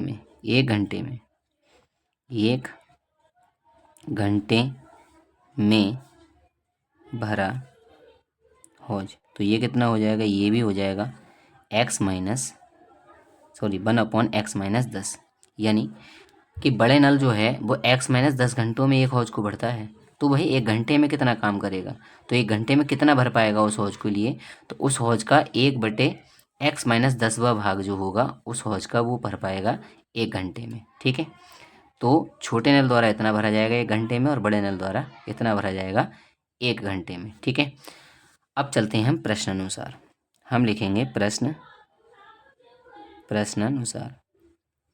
अब प्रश्न ये कह रहा है भाई कि एक हौज है उसके लिए दो नल हैं, यानी छोटा और बड़ा जो नल है वो इतने घंटे में भरता है, यानी 9 सही 3/8 घंटों में भरता है। ठीक है, इसी बात के लिए हम पलट कर लिख लेते हैं। हम यहाँ लिखेंगे भाई कि अगर दोनों नल को एक साथ चलाया जाता है तो दोनों नल द्वारा 9 सही 3/8 घंटों में भरा हौज। तो भाई हौज एक है और उसके लिए जब दोनों नल भरते हैं तो वो इतने समय में भरते हैं, यानी इतने समय में उस हौज को कम्प्लीटली, यानी एक हौज भर जाता है दोनों नल द्वारा। तो पहले इसे सॉल्व कर लेते हैं। 8 ने 72 और 3 75, यानी 75/8। इसका मतलब ये हुआ कि 75/8 घंटों में वो हौज पूरा भर जाता है दोनों नल द्वारा। ठीक है, तो ये हो जाएगा 1 के बराबर। तो कह रहे हैं 1 घंटे में इसका भी वैल्यू निकाल लेते हैं कि दोनों नल जो है 1 घंटे में कितना भरेंगे। तो यहाँ से लिखेंगे हम 1 घंटे में भरा हौज। तो ये हो जाएगा 8/75, यानी 8/75 भाग जो होगा उस हौज का दोनों नल 1 घंटे में भर पाएंगे। ठीक है, इसे हम इक्वेशन नंबर 1 डाल देते हैं। ठीक है, अब जो हमने निकाला है उसके अकॉर्डिंग देखते हैं। हमने ये निकाला है कि छोटा नल जो नल है, छोटा नल 1 घंटे में इतना भरता है, बड़ा नल 1 घंटे में इतना भरता है। अगर ये दोनों को मिला दिया जाए, हम अगर इन दोनों का 1 घंटे का काम निकालें कि 1 घंटे में कितना भरेंगे, तो क्या होगा भाई, ये अपना वर्ग जोड़ेगा, ये अपना वर्ग जोड़ेगा, यानी दोनों का 1-1 घंटे का कार्य क्या हो जाएगा, जुड़ जाएगा। तो अब हम क्या करेंगे, परंतु यहाँ लिखेंगे परंतु दोनों नल द्वारा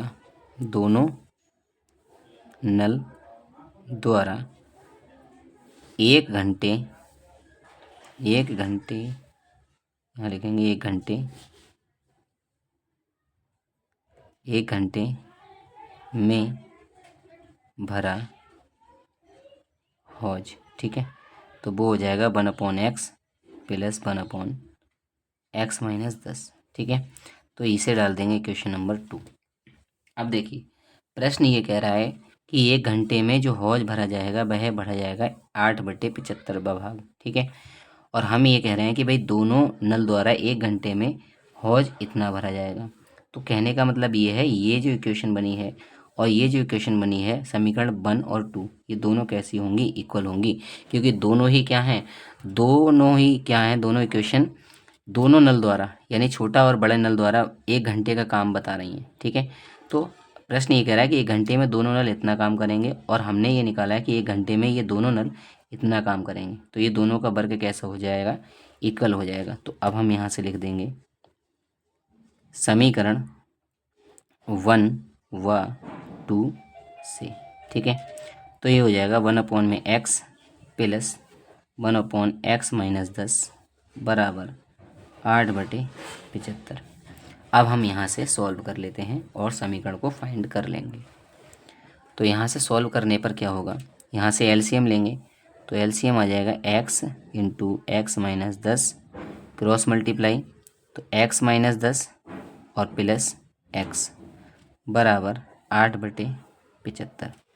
आगे सॉल्व करेंगे तो x और x हो जाएगा 2x माइनस 10 बटे में x की मल्टीप्लाई x² माइनस 10x बराबर 8/75। इसके बाद क्रॉस मल्टीप्लाई करेंगे, तो क्रॉस मल्टीप्लाई करेंगे हम यहाँ पर। तो अब हम यहाँ पर क्रॉस मल्टीप्लाई करेंगे किस प्रकार से, 75 की गुणा इधर करेंगे, तो देखिए 75 इस तरीके से, 75 दूनी 150x माइनस 75 दहम 750, इधर 8x² माइनस इसकी मल्टीप्लाई करेंगे माइनस का 80x। तो सभी इक्वेशंस को एक साइड कर लेंगे, तो यहाँ बचेगा 0, 8x² माइनस 80x इधर ले आएंगे तो इधर हो जाएगा माइनस का 150x और यहाँ पर हो जाएगा प्लस का 750। ऐसे पलट कर लिख लेते हैं, 8x² और माइनस का 15 और यानी 150 और 80 को जोड़ेंगे तो कितना हो जाएगा, ये हो जाएगा 230 x प्लस में 750 बराबर 0। ये हमारे लिए समीकरण मिल चुकी है। ठीक है, तो अब हम यहाँ से क्या करेंगे, ए बी सी की वैल्यू फाइंड कर लेंगे। तो हम यहाँ लिखेंगे, अतः यहाँ a बराबर कितना हो जाएगा 8, यानी x² का गुणांक 8, b बराबर हो जाएगा माइनस का 230 और c बराबर कितना हो जाएगा, c बराबर हो जाएगा 750। ठीक है, तो हम लिखेंगे यहाँ पर श्री धराचार्य सूत्र से एक्स बराबर minus B plus minus under root B square minus 4ac upon 2a। तो यहाँ बी की वैल्यू हो जाएगी minus 230 plus minus under root minus 230 का स्क्वायर, ठीक है, माइनस 4, ए की वैल्यू 8 और सी की वैल्यू 750, ठीक है, नीचे 2 और ए की वैल्यू 8। तो यहाँ माइनस और माइनस, माइनस माइनस प्लस यानी 230 प्लस माइनस अंडर रूट। अब यहाँ करेंगे 230 का स्क्वायर, तो 230 का देखिए स्क्वायर कितना होगा। तो इसका तरीका ये है, देखिए यहाँ 0 सिंगल है तो यहाँ डबल कर देंगे स्क्वायर होने पर, ठीक है, और 23 का स्क्वायर लिखेंगे हम यहाँ पर। कितना लिखेंगे? 23 का स्क्वायर। तो 23 का स्क्वायर कितना होता है भाई? तो आइए यहाँ पर लिखते हैं भाई। यहाँ पर देखिए 3, तो 3 का स्क्वायर लिखेंगे, 3 3 9, ठीक है, और यहाँ 2 3 6 और 6 दूनी 12, 12 के 2 हासिल 1, 2 दूनी 4, 4 और 1 5, यानी कितना हो जाएगा ये हो जाएगा 52,900। यहाँ करेंगे गुणा, ठीक है, जब यहाँ पर हम गुणा करेंगे तो कितना हो जाएगा? माइनस 4 31, पहले 8 की कर लीजिए इसमें, 4 गुणा 0, 8 पंजे 40 का 0 हासिल 4, 8 सत्ते 56, 56 और 4 60, ठीक है। तो यहाँ करेंगे हम 2 अट्ठे 16, 230 plus minus under root 52,900 minus 4 छंग 24, ये हो जाएगा 24,000, ठीक है, अपॉन में 16। आगे और सॉल्व करते हैं। 230 प्लस माइनस अंडर रूट कितना बचेगा? देखिए माइनस करेंगे यहाँ पर तो ये आ जाएगा 900 पूरा कम्प्लीटली। यहाँ 12 में से 4 गए तो 2, ठीक है, यहाँ बचे 4 और 4 में से 2 गए तो 2, ठीक है, 22,900 अपॉन में 16। तो यहाँ पर देखिए कितना बचेगा यहाँ पर, तो डबल ज़ीरो ही आ जाएंगे, ठीक है। 9 माइनस 0 कितना हो जाएगा? 9, यहाँ 2 हैं यहाँ 4 हैं, ठीक है, तो 12 में से 4 गए तो बचे 8 और यहाँ पर, ठीक है, यहाँ पर बचेंगे 4, 4 माइनस 2 करेंगे तो 2, ठीक है, तो ये बचेगा हमारे पास 28,900। अब आगे लिखेंगे हम 230 प्लस माइनस, अब ये 289, ठीक है, अगर हमें 289 पता है, 289 कितने का होता है? तो 17 का स्क्वायर होता है 289, ठीक है, तो ये 170 का हो जाएगा 28,900। तब यहाँ से हम ये इससे लिख सकते हैं 170, यानी इसका जब वर्गमूल लेंगे तो कितना आ जाएगा? 170, ठीक है, अपॉन में 16। अब ये x की वैल्यू हमारे पास आ चुकी है। अब हम एक बार प्लस और एक बार माइनस लेंगे। हम यहाँ लिखेंगे प्लस लेने पर, प्लस लेने पर, तो प्लस लेने पर क्या हो जाएगा? x बराबर 230 प्लस 170 बटे 16। x बराबर कितना हो जाएगा भाई? 0, 7 3 10 का 0 हासिल 1 और ये 4। यहाँ 16 से डिवाइड करेंगे, तो जब 16 से डिवाइड करेंगे तो देखिए कितना आएगा। तो यहाँ हो जाएगा 16 दूनी 32, ठीक है, 16 दूनी 32 और यहाँ से बचेगा 8, ठीक है, तो 80 हो जाएगा, 16 पंजे 80। एक्स की वैल्यू एक आ जाती है 25 निकल कर। माइनस लेने पर क्या आएगी देखते हैं। तो माइनस लेने पर, तो माइनस लेने पर एक्स बराबर 230 माइनस 170 बटे 16।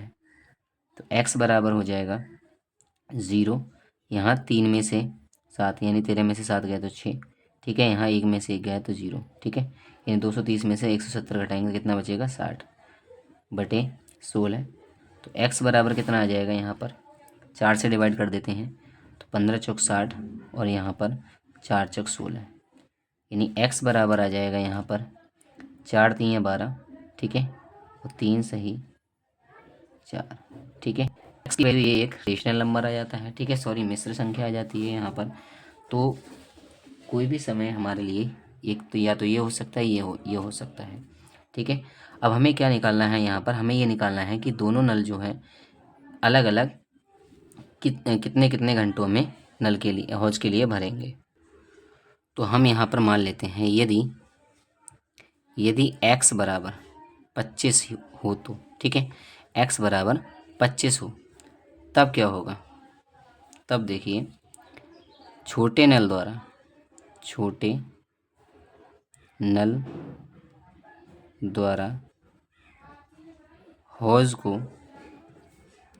हौज को भरने में लिया समय, तो कितना लिया जाएगा भाई? 25 घंटे। कितने? 25 घंटे। अब बड़ा नल जो होगा, बड़े नल द्वारा हौज को भरने में लिया गया समय, तो भाई ये इससे क्या होता है, बड़ा नल 10 घंटे कम लेता है, तो कितना लेगा? 15 घंटे। ठीक है, तो एक तो हमारे आंसर ये दोनों हो सकते हैं। लेकिन अगर x बराबर, यदि अगर x की वैल्यू को हम, क्योंकि दोनों ही मान पॉजिटिव में, 15/4 लें तो, ठीक है, अगर दो, तब क्या होगा? ठीक है, अगर x का मान 15/4 रखा जाएगा तो छोटे नल का जो समय होगा वो कितना आएगा निकल के? वो आएगा 15/4, यानी 3 घंटे। लेकिन बड़े नल का समय क्या आएगा? बड़े नल का समय, तो बड़े नल क्या होता है, इससे 10 घंटे कम लेता है, यानी 15/4 - 10, तो क्या हो जाएगा यहाँ पर? ये हो जाएगा माइनस का 15 - 40/4। ठीक है, तो यहाँ से हमारे पास बचेगा -25/4। अब ये समय जो आया है भाई, ये तो क्या है, अमान्य है, क्योंकि ये कैसा होगा, नेगेटिव में आ गया। ठीक है, तो हमारे सही आंसर जो होंगे वो ये होंगे 25 घंटे और 15 घंटे। छोटा नल हौज के लिए 25 घंटे में भरेगा और बड़ा नल हौज के लिए 15 घंटे में भरेगा। ठीक है, तो हमारे राइट आंसर ये होंगे। ठीक है, हमारे राइट आंसर कौन से हो जाएंगे? 25 घंटे और 15 घंटे। ठीक है, तो यही हमारा आंसर हो जाएगा। तो इस क्वेश्चन को एक बार और समझिएगा, ठीक है, दोबारा से, क्योंकि अच्छा क्वेश्चन है और ये कई बार आ चुका है। तो इस एक्सरसाइज का हमारे पास अब लास्ट क्वेश्चन है, ठीक है, हम उसे और सॉल्व करते हैं। इसमें हमें क्वेश्चन दे रखा है लास्ट, 2 वर्गों के क्षेत्रफलों का योगफल इतना है, यदि उनके परिमापों का अंतर 24 मीटर हो तो दोनों वर्गों की भुजाएं ज्ञात कीजिए। 2 वर्ग हैं, ठीक है, तो किसी को भी मान लीजिए, माना पहले वर्ग की भुजा, पहले वर्ग की जो भुजा है उसे हम मान लेते हैं x मीटर है। कितनी है? x मीटर है, x मीटर है। और दूसरे वर्ग की भुजा मान लेते हैं, और दूसरे वर्ग की भुजा 22 मीटर है। ठीक है, तब इनके परिमाप निकालेंगे भाई। ठीक है, परिमाप P1, ठीक है, तो P1 परिमाप का फार्मूला होता है 4 गुणा में भुजा। ठीक है, तो ये पहले वर्ग का परिमाप निकालेंगे, P1 बराबर 4 और भुजा कितनी है इसकी? x मीटर, तो ये हो जाएगा x। ठीक है, यानी 4x। परिमाप दूसरे वर्ग का अगर परिमाप देखें तो दूसरे वर्ग का परिमाप यानी P2, ये भी कितना हो जाएगा? 4 गुणा में भुजा।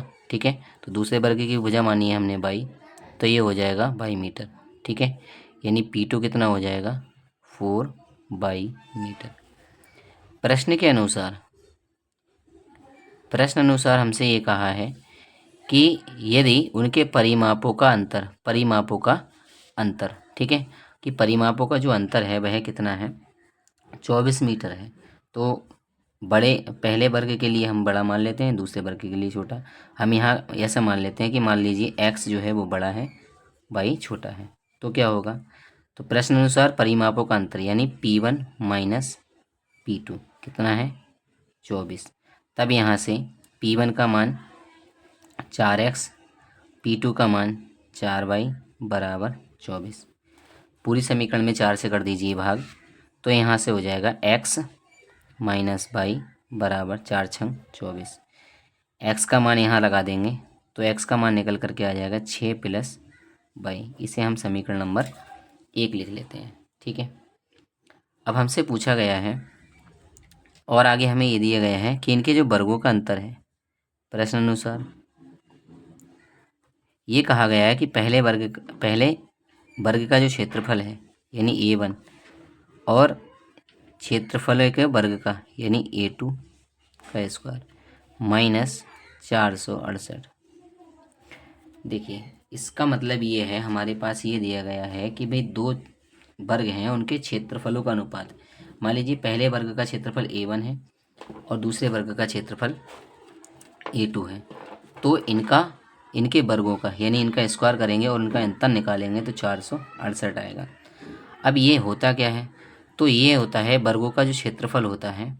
ठीक है, वर्गों का जो क्षेत्रफल होता है, तो हमें यहाँ पर 1 मिनट, यहाँ पे क्वेश्चन पढ़ते हैं हम दोबारा। क्या कहा है, हमसे कहा है कि दो वर्गों के क्षेत्रफलों का योग। अच्छा, यहाँ पर हमें क्या दिया गया है, क्षेत्रफलों का योग दिया गया है, अर्थात पहले वर्ग का क्षेत्रफल और दूसरे वर्ग के क्षेत्रफल जो है उनका योगफल।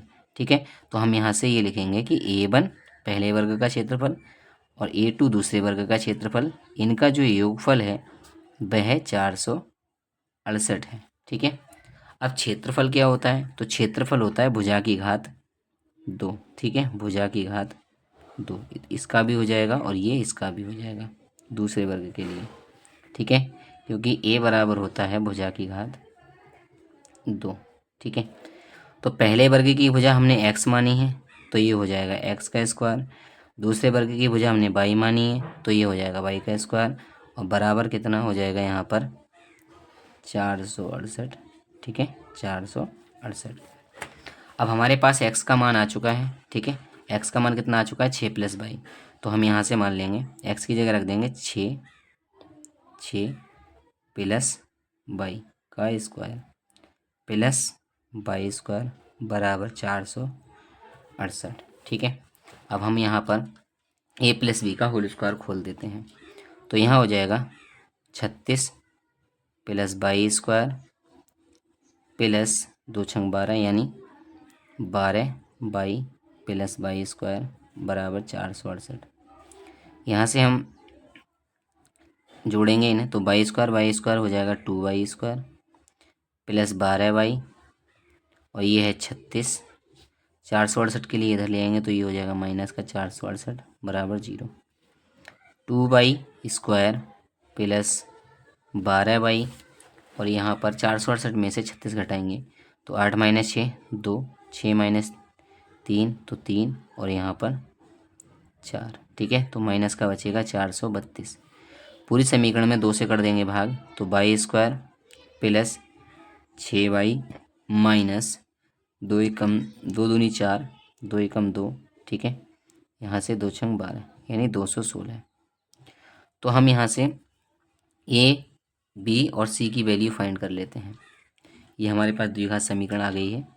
तो अब यहाँ से हम लिखेंगे, यहाँ a बराबर यानी बाई का गुणांक क्या हो जाएगा 1, तो a बराबर 1, b बराबर क्या हो जाएगा, b बराबर हो जाएगा 6, और c बराबर हो जाएगा माइनस का 216। श्रीधराचार्य फार्मूले का यूज करेंगे, तो श्रीधराचार्य फार्मूले का यूज करते हुए हम यहाँ पर वैल्यू निकालेंगे। हम लिखेंगे श्रीधराचार्य सूत्र से, श्रीधराचार्य सूत्र से, तो ये हो जाएगा x बराबर minus B plus minus under root B square minus 4ac upon 2a। ठीक है, तो अब हम यहाँ पर वैल्यू रखते हैं इनकी, तो x बराबर होगा माइनस का v, तो b की value 6 plus minus under root 6 का स्क्वायर माइनस 4, a की वैल्यू 1 और c की वैल्यू माइनस 216 बटे में 2 और a। तो x बराबर हो जाएगा माइनस का 6 प्लस माइनस अंडर रूट 6 का स्क्वायर 36, माइनस माइनस की गुणा हो जाएगी यहाँ प्लस, तो 216 की और 4 की करेंगे मल्टीप्लाई, 16 चौक 64, 4 दूनी 8, यानी 864 कितनी हो जाएगी 864। ठीक है, 4 छंग 24 हासिल 2, 4 एकम 4 2 6, 4 दूनी 8 बटे 2। तो यहाँ पर जोड़ेंगे प्लस माइनस 36 और 464। ठीक है, तो ये हो जाएगा 900 बटे में 2। ठीक है, अब यहाँ पर 900 का स्क्वायर रूट निकालेंगे, प्लस माइनस 900 का स्क्वायर रूट आ जाएगा 30 अपॉन में 2। अब ये x की वैल्यू हमारे पास आ चुकी है। अब एक बार हम यहाँ प्लस ले लेते हैं, प्लस लेने पर तो x बराबर हो जाएगा माइनस का 6 प्लस 30 बटे में 2, यानी x बराबर प्लस 30 में से 6 घटाएंगे 24 बटे 2। ठीक है, तो x बराबर हो जाएगा 12। माइनस लेने पर तो x बराबर माइनस का 6 माइनस 30 बटे 2, यानी x बराबर माइनस का 36 बटे 2, x बराबर माइनस का 18। तो ये हमारे पास वैल्यू आ जाएगी अमान्य। ठीक है, क्योंकि ये कैसी है नेगेटिव, तो हमारा सही आंसर होगा x बराबर 12। अब जब x बराबर 12 है तो x हमने क्या माना था, x माना था हमने पहले वर्ग की भुजा। ठीक है, तो पहले वर्ग की भुजा हो गई 12 मीटर। तो यहाँ लिखेंगे हम, अतः पहले वर्ग की